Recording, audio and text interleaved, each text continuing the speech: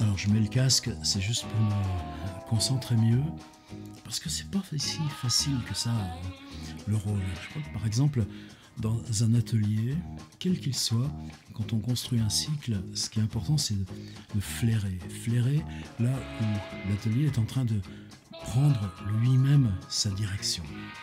Et nous, là, on a commencé à faire fort. Premier exercice, prologue, ça devait juste être un petit truc là pour s'approprier le blog, les outils. Wouam, c'est parti à toute allure. Et puis les deux exercices, Pérec et Tarkos, je crois que moi j'ai compris ce qu'il est en train de se passer pour moi.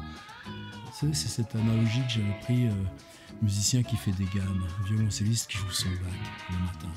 Et bien tout d'un coup, j'étais plus du tout dans l'utilisation pédagogique d'un exercice, mais comment dans l'écriture, l'absolu, l'écriture tout entière, on pouvait revenir à ces choses qui sont sur un fil tendu.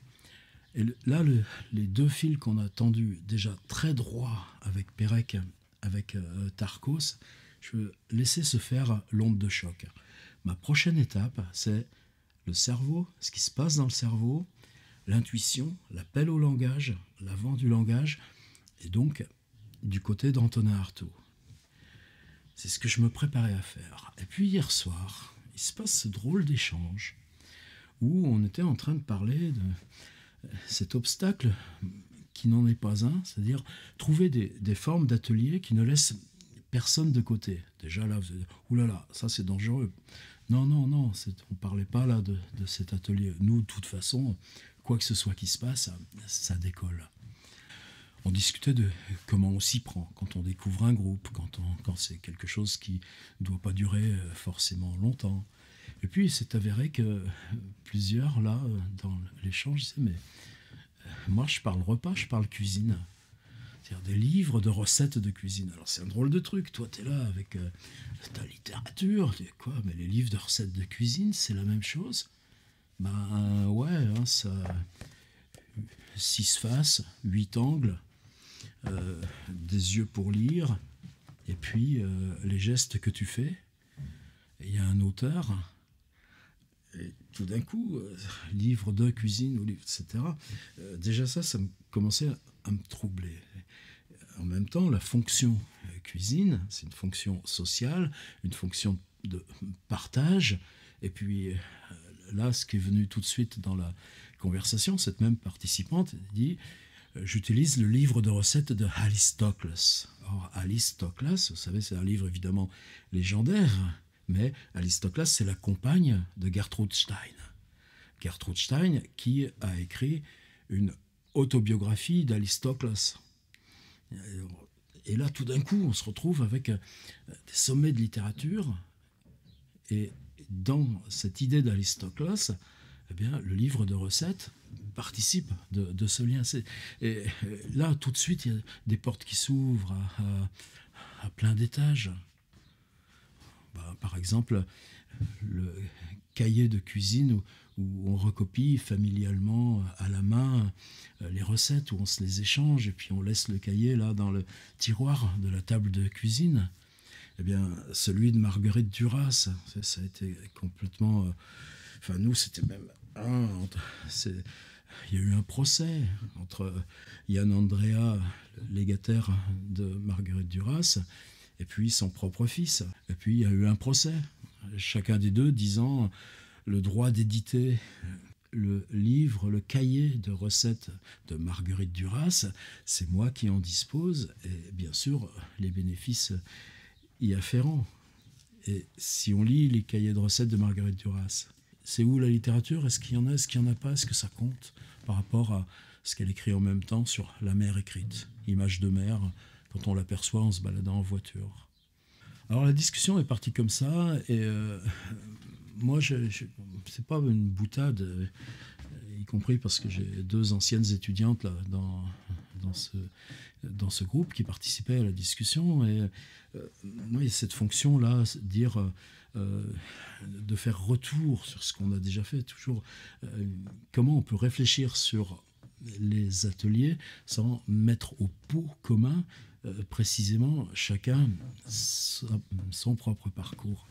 Et là, il me vient cette réflexion que je ne m'étais jamais faite, mais en 6 ans où tu es allé toutes les semaines en école d'art, et donc sur 6 ans, ça représente environ 180 propositions d'écriture, est-ce que jamais j'ai utilisé cette question de la nourriture ?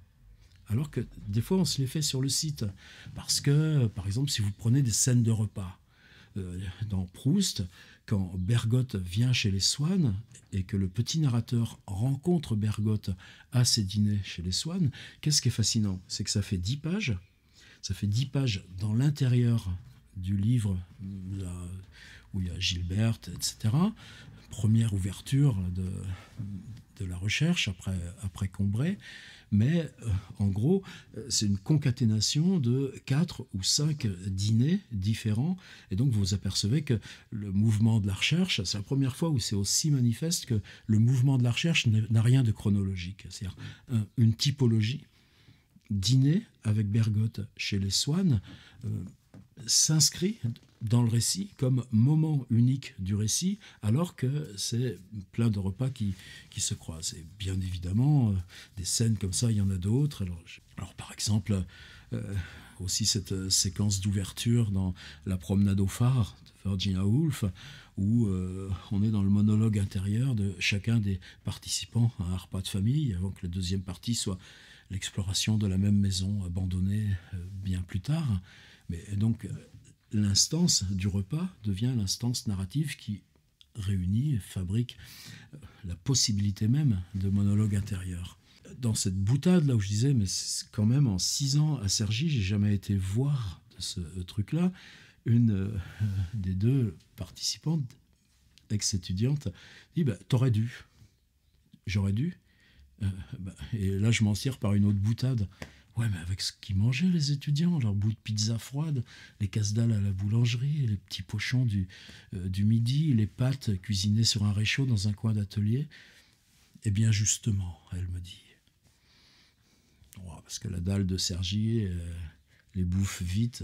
Et j'ai même pas fait le court-circuit avec le fait que dans ce bouquin-là que je suis parti à faire depuis 4-5 mois, qui s'appelle Bar, bistrot, resto, justement, il y a une 40aine de pages qui sont où est-ce que j'ai mangé pendant 6 ans dans ces trucs collectifs à Cergy. Allez, et c'est là qu'on s'est mis à parler de Ryoko Sekiguchi.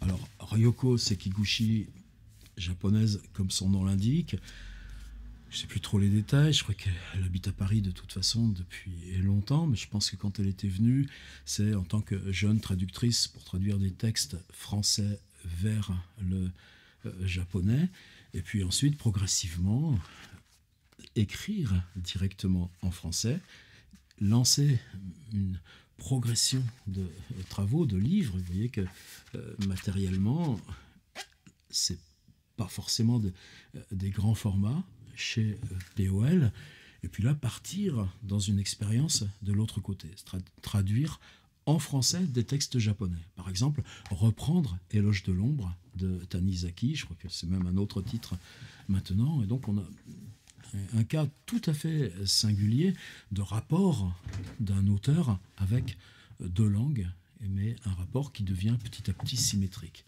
Par contre, ce qui n'est pas symétrique, c'est là ce qu'elle écrit dans Manger fantôme, qui est pour moi un livre totalement pivot. Je vous en mets des extraits, mais s'il vous plaît, en plus c'est chez Argol, une petite maison d'édition hyper courageuse, je crois que ça coûte 10 € même pas, et c'est devenu un texte canonique. Manger fantôme, alors un avant-goût, c'est comment on désigne ce qu'on mange. Si des sociétés ont des pratiques différentes pour nommer ce qu'on mange, qu'est-ce que ça révèle de leur rapport à la langue, mais aussi de leur rapport au corps et à l'histoire. Et c'est pour ça que tout d'un coup, là, je me suis dit, attends, est-ce que Artaud, tu peux pas le faire attendre une semaine ? Et que dans cette timidité que tu as eue à placer l'atelier d'écriture sur manger en tant que rituel social, est-ce que c'est pas justement parce que ce qui vient d'abord c'est le corps. Et là, on retrouve un enjeu totalement essentiel pour la narration. C'est-à-dire comment la narration s'installe par le corps.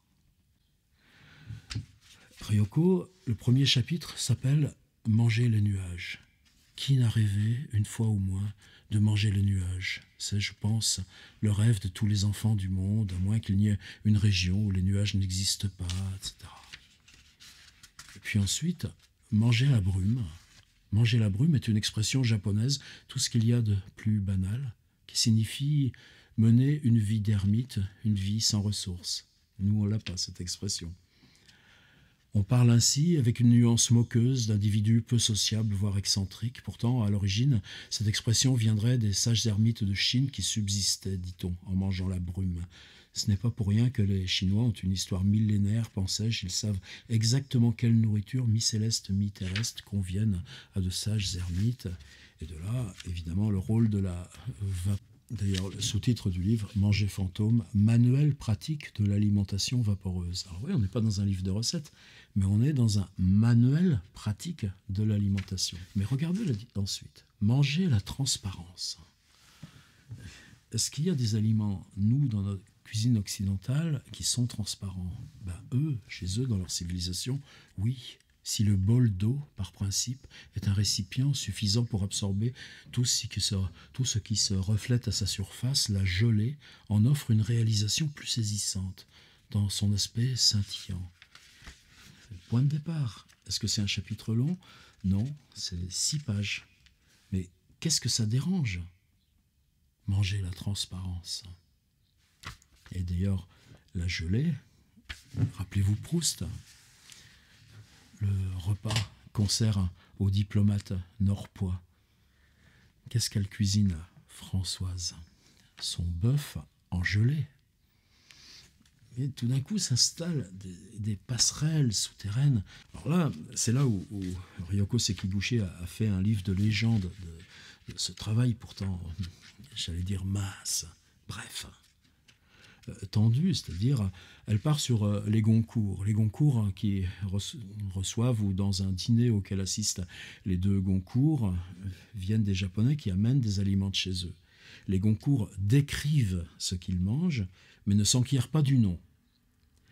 Dans ce refus de nommer, mais remplacer le nom du plat par la description, là tout d'un coup c'est des mises en abîme considérables. Parce que par exemple dans les cuisines asiatiques, entre les Thaïlandais, les Chinois, etc., les Coréens et tout ça, chaque plat a sa déclinaison régionale et porte un nom différent, et le nom japonais du plat peut être un nom générique par rapport, etc., etc. Et puis par exemple, par de cette observation là dans les restos parisiens, vous allez commander dans un resto asiatique, vous avez une description qui elle par contre est totalement minimale, et vous dites 2T34 avec cette espèce de note d'immatriculation, ou de la même façon que quand vous êtes au Japon, puis que vous êtes devant une espèce de machine où vous avez des photos du plat, et puis vous appuyez sur l'image, on vous dit le prix, vous mettez les yens, et puis sort le petit code barre avec lequel vous allez aller chercher votre plat en cuisine. Tout d'un coup, ces rapports-là de civilisation, de partage, tout ça deviennent enjeux de langue quand Ryoko Sekiguchi continue cette espèce de mine. Je ne sais pas si elle l'a écrit linéairement, je ne sais pas si elle l'a écrit dans l'ordre, ou comment lui est venu mais en tout cas le livre nous met face à une progression comme ça qui presque nous fait violence. Elle nous fait violence parce que tout d'un coup nous révèle tout ce à quoi on ne fait plus attention par l'immobilité ou par la convention là du se nourrir, et c'est manger le lieu, non, manger les symboles.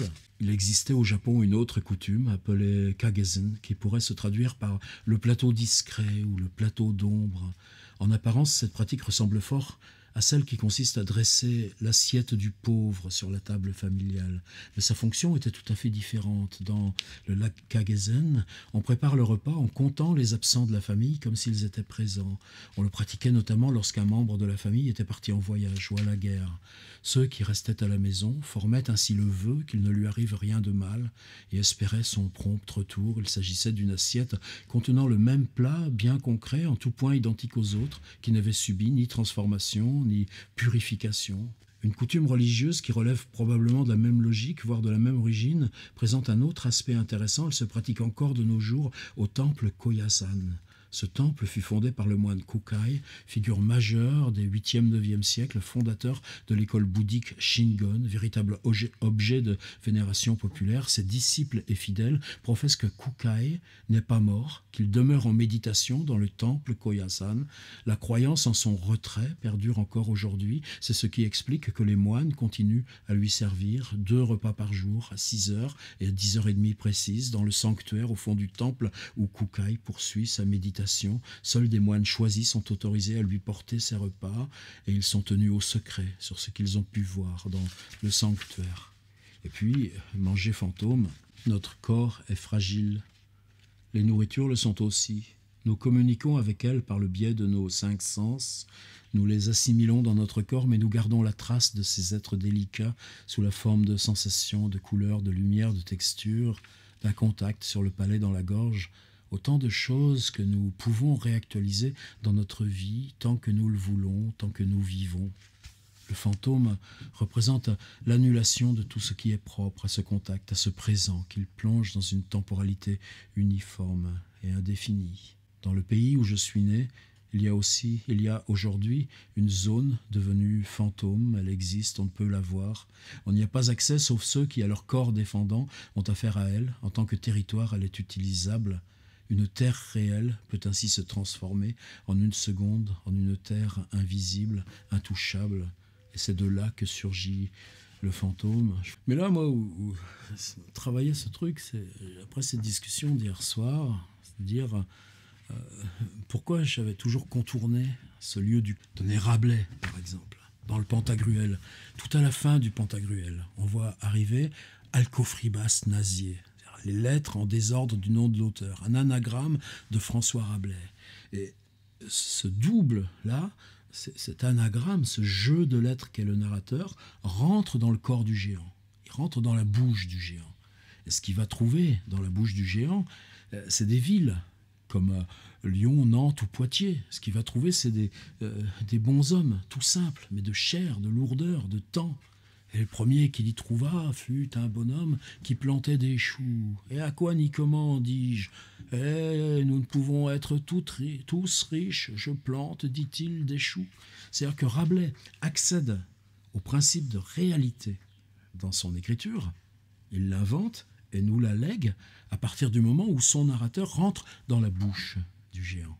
Et ça, est-ce que nous, précisément cet exercice, on n'a pas encore aujourd'hui à le faire et le refaire. Et donc c'est là je me dis, mais comment tu t'y prendrais si tu avais dû, il y a 2 ans encore, prendre Ryoko. J'ai fait un travail une fois avec mes étudiants sur Ryoko Sekiguchi, mais j'avais pris la voix sombre. C'est un travail sur la mémoire d'un grand-père, et à partir simplement de ce qui reste de la voix dans la convention d'un message répondeur, message répondeur téléphonique. Et c'est une enquête fabuleuse sur le statut de la voix, la mémoire de la voix, la convention de la voix, etc., etc., etc. Mais ça, je ne suis pas allé. Alors, en le refeuilletant, je tombe sur cette note.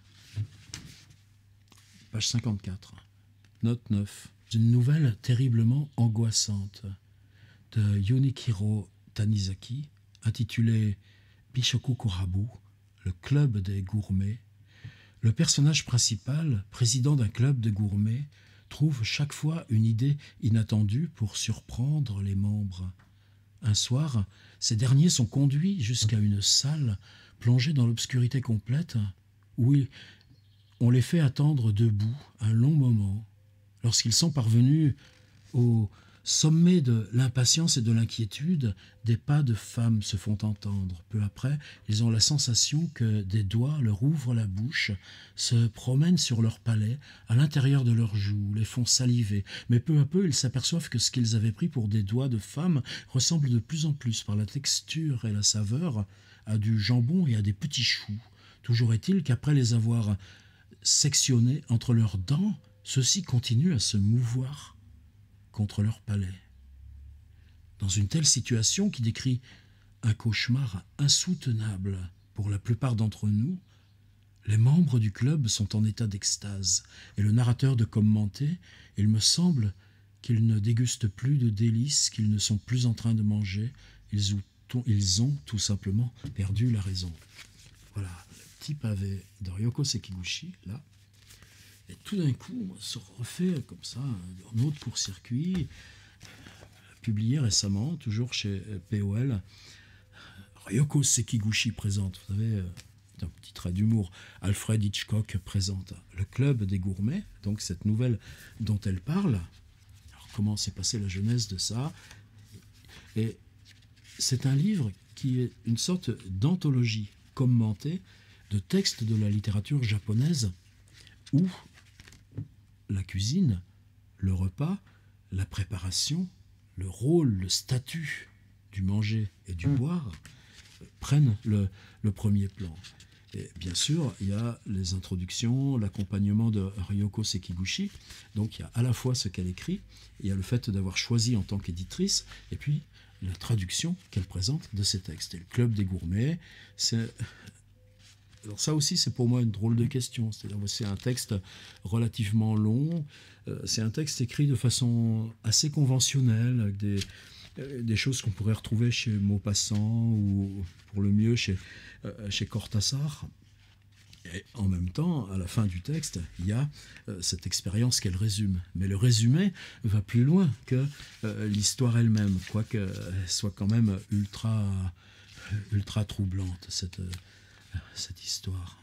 À la souplesse des doigts, au moelleux des chairs, suppose que ses mains sont celles d'une jeune femme, mais le but qu'elle poursuit va lui caresser ainsi le visage, demeure obscur. Tout d'abord, elle presse ses tempes de chaque côté, les masse en petits ronds, puis leurs paumes s'appliquent sur ses yeux, les caresse du haut vers le bas, comme s'il s'agissait de lui fermer les paupières. Ensuite, elle passe aux joues, commence à lui frotter les ailes du nez. À cet instant même, se rend compte que la salive qui colle les doigts à sa langue s'est teintée pour une raison quelconque d'un goût étrange, un goût à peine sucré, mais d'un autre côté, un goût délicieusement salé qui provient de la salive. Or, la salive ne possède pas un tel goût. L'étrange ne s'arrête pas là, je zappe.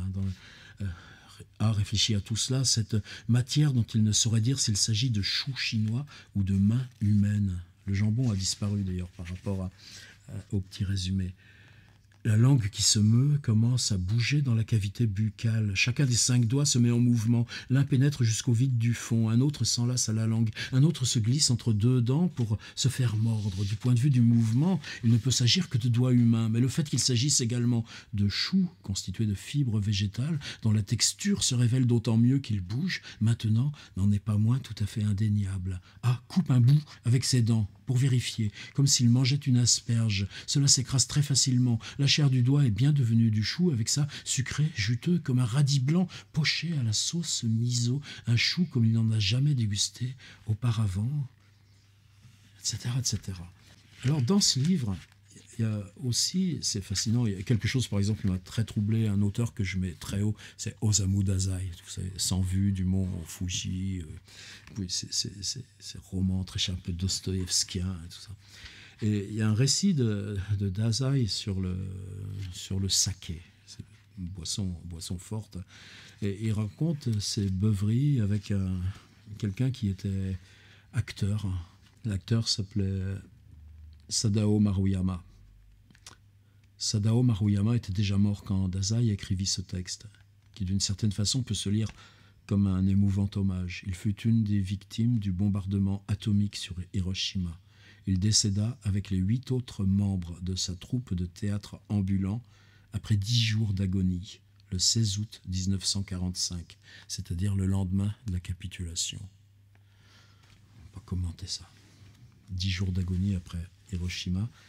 Et le rapport comment Dazai rend hommage au type? Ben, on se saoulait la gueule ensemble. Alors, dans les textes anonymes que rassemble Ryoko, il y en a un qui m'a particulièrement attrapé. C'est pas le seul, hein, tout est fort.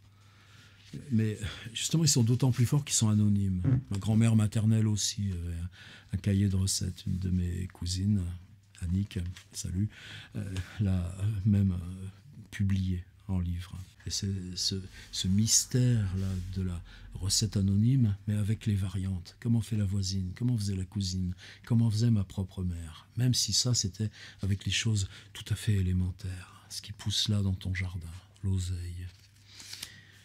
Ça s'appelle « Sans curiosité au tofu ». C'est un texte qui date de 1782. Un texte à numéro, c'est-à-dire qu'il y a 1, 2, 3, 4, 5, ça va jusqu'à 100. Pareil, je vous le mets dans les petites fiches. Et plats courants ou familiaux. 1. Tofu danseur au bourgeon. 2. Tofu danseur façon faisan. Dorer le tofu, coupé en domino rectangulaire, piqué sur une brochette en bambou, accompagné d'une sauce de soja diluée au saké portée à ébullition et du reste de yuzu râpé. 3. Tofu pilé en minerai de fer. 4. Tofu noué. Coupez le tofu finement, trempez-le dans du vinaigre, faites un nœud avec chaque brin à votre guise. Une fois noué, trempez-les dans l'eau pour ôter le goût du vinaigre, assaisonnez à votre goût. 5. Tofu comme pâté de poisson. 6. Tofu baigneur. 12. Tofu gelé. Coupez le tofu en 8, disposez-le sur un panier tressé, versez de l'eau bouillante, laissez-le une nuit à l'extérieur par froid intense. Le lendemain, ramollissez-le de nouveau dans l'eau bouillante, retirez les morceaux quand ils remontent à la surface, pressez légèrement, disposez de nouveau sur le panier et mettez à sécher sous le soleil pendant plusieurs jours. Il est conseillé d'ajouter à l'eau des graines de gardénia pour éviter que les insectes ne s'y mettent. Il est aussi préférable de les sortir à la nuit tombée plutôt qu'en début de soirée. On l'appelle aussi Koya tofu parce qu'il était souvent préparé par les bonzes du mont Koya. Tofu gelé à prise instantanée, crémeux de tofu, tofu sable d'or, tofu nouille, tofu sur lit de miso.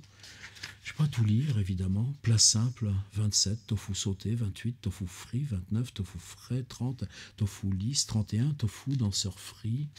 Ensuite, plats beaux à voir, c'est ce qu'on a aussi évoqué à propos de Seishonagon, et justement la filiation où on est là des accumulations de Tarkos. Mais c'est comme si on reprenait ce travail d'accumulation qu'on a fait de Tarkos et qu'on se le prenait là, qu'on se l'embrassait dans les bras directement avec notre héritage. 100 manières d'accommoder le tofu. Avec mes étudiants de Cergy, c'était 100 manières de manger sur la dalle de Cergy. Mais ça peut être aussi ces façons... De quoi on hérite? Cette simplicité de la nourriture de suffisance. Et chaque culture gastronomique est héritière de ces rapports-là, justement, de la plus humble survivance. Plats insolites, tofu cristallisé, 59, tofu dans le cocon, tofu sous cape, tofu grillé des deux côtés, tofu enveloppé au toucher de soie, tapissé de feuilles de bambou, le fond d'une grande marmite sans laisser d'interstice, etc. Alors moi, ce que je voulais vous proposer simplement, je vous laisse ça, plat pur chef-d'œuvre, tofu relevé. Je vous mets l'extrait là, de la traduction par Ryoko Sekiguchi de ce texte du XVIIIe siècle, sans variation. Variation Goldberg de Bach, sans façon d'accommoder ou de préparer le tofu. Nous, ça correspond à quoi? Sans façon d'aller à la cantine, sans façon de manger le dimanche soir, pas le midi, sans façon de faire la fête avec la nourriture, sans façon de décliner, manger des nouilles dans la vie d'artiste, quelquefois avec quand même un peu de parmesan dessus, pas toujours. Je voulais vous proposer ça. Et puis, pour que ça ne devienne pas une accumulation à la Tarkos, je vous mets un extrait du Club des Gourmets. Je vous mets le résumé, c'est-à-dire cette compression d'histoire qu'en fait Ryoko. C'est-à-dire pourquoi cette histoire lui a fait peur, pourquoi cette histoire la trouble. Et le résumé qu'elle fait, c'est écrire uniquement en quoi ce texte, lui, a créé du trouble. que je le retrouve. Ce qu'elle écrit, c'est pas l'histoire, c'est pas un résumé, c'est l'angoisse qui lui restait. C'est la part fantastique de cette histoire. Je vous mets un extrait, donc, elle, cette compression, un extrait là du Club des Gourmets, et peut-être qu'on peut trouver quelque chose qui soit une sorte d'opposition, de choses binaires. Les 100 façons de préparer le tofu, vous voyez, on n'est déjà pas dans l'accumulation, on est dans nommer quelque chose, nommer, et là, c'est ce qu'elle décrypte dans Manger fantôme, et le déplier par une recette, une manière de faire, une préparation, c'est-à-dire un amont du manger. Et ça va être important. Et cet amont, ce rituel, les recettes d'Alistoclas, etc., et dans le Club des Gourmets, tout d'un coup, on a, pour l'artifice fantastique, quelque chose qui tient justement à la bouche, au manger, à l'épaisseur. Ce qui renvoie, elle, à ce qu'elle dit sur la gelée, ou ce qu'elle dit sur les manger nuages, ou au statut de la cuisine à vapeur dans leur civilisation. Mais là, c'est affaire de doigts, de goût, de dents, de langue, d'avaler, de digestion. Et est-ce que tout d'un coup, à partir de cette liste-là que vous allez reprendre depuis ces 100 façons d'accommoder le tofu au 18e, de se servir de cette hallucinante page de Tanizaki, de se servir de cette page hallucinante de Junichiro Tanizaki pour faire une espèce de zoom énorme sur manger. Pensez au cinéma comme on voit ça. Pensez à la peinture comme on a ça. En littérature, moi je ne l'avais jamais vu avec ce grossissement, les doigts dans la bouche, et tout d'un coup, comme on ne sait plus si c'est de la nourriture ou des doigts, on mord, on tranche, et les doigts continuent de bouger dans la bouche. C'est l'histoire de Tanizaki. Mais faire ce grossissement et le pousser à bout. Et là, vous pouvez relire aussi Proust, Le bœuf en gelée de Françoise. Voilà ce que je voulais vous proposer. On continue notre route. On est toujours dans quelque chose qui s'appelle progression. On est dans quelque chose qui, moi, n'a pas été au centre de mon itinéraire. Mais je crois que formellement, c'est ça qui est le principe là de ce qu'on doit trouver. C'est-à-dire, on n'est plus dans les accumulations de Tarkos et l'immense variété. On est dans quelque chose qui touche au corps, à l'ingestion, à la transmission, à l'affection. Et ça, l'intimité même des plus proches, des plus vieux rituels. Et puis tout d'un coup, ça, on le déplie dans l'ordinaire. Et puis tout d'un coup, on refabrique un zoom. Le zoom, il peut être de 10 lignes, pas plus. Mais dans ce zoom, dans ce grossissement, là, il y a une continuité, là, il y a une narration. Et je pense qu'on va vite retrouver nos marques pour continuer.